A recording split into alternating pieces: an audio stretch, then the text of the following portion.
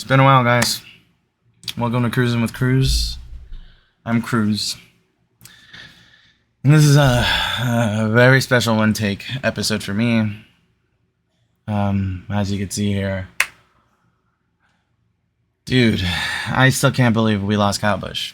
If I'm going to be genuinely honest right now, it's news that none of us wanted to hear.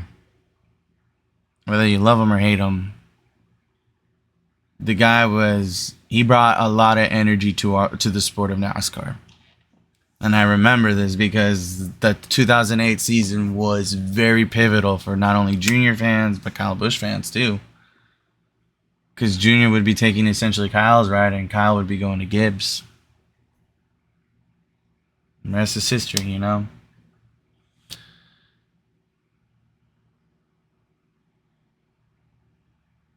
You know, as the NASCAR community I felt, was getting ready to heal from Greg Biffle,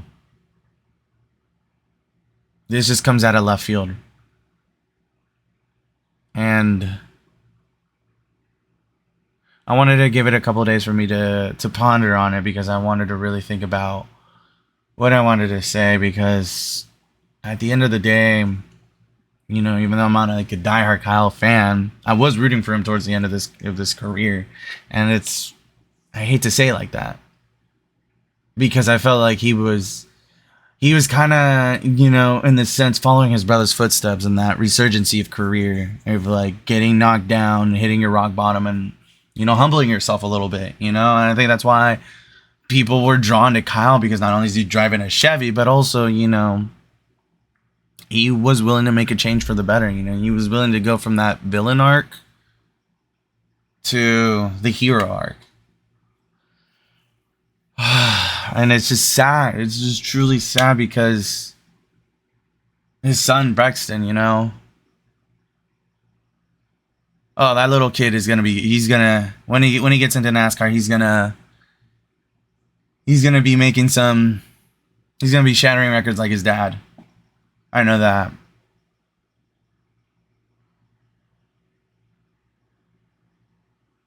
You know, today at work, I was watching a lot of the drivers' interviews, because, you know, we got the World 600 coming up tomorrow at the time of me recording this. And a lot of beautiful shares, a lot of beautiful stories, you know. And Kyle really impacted this sport. And what sucks and what hurts the most too is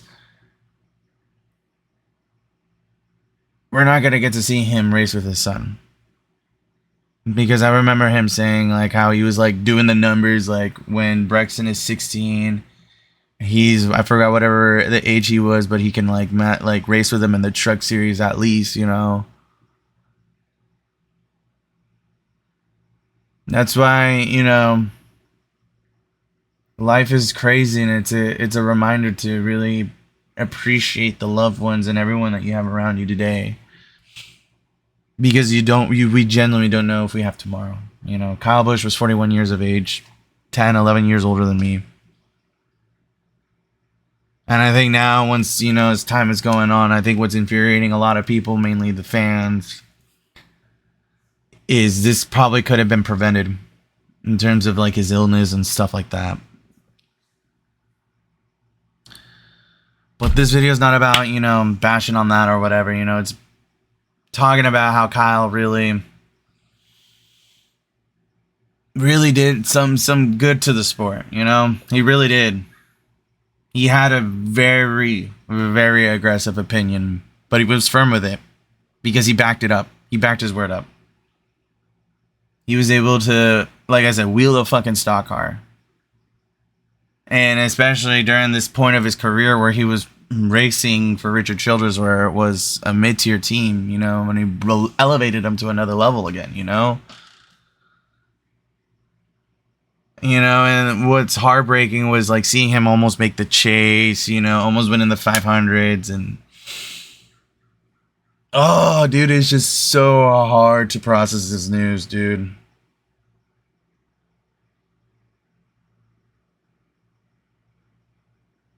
But Kyle Busch, Someone's, I think Steve O'Donnell said it best. He was an American badass, you know.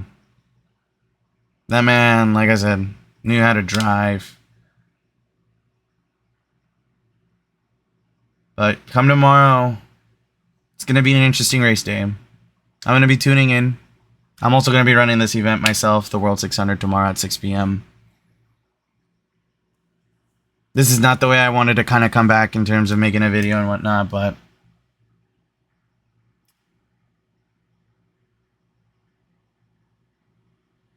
it just sucks. It really does.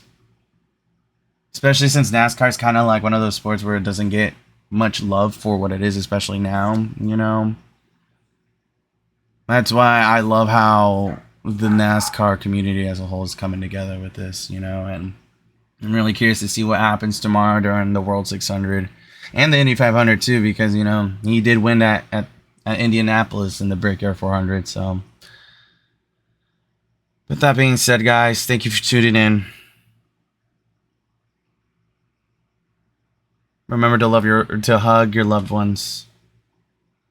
Appreciate life for what it is and what you're given today, because you don't know if you have tomorrow, you know.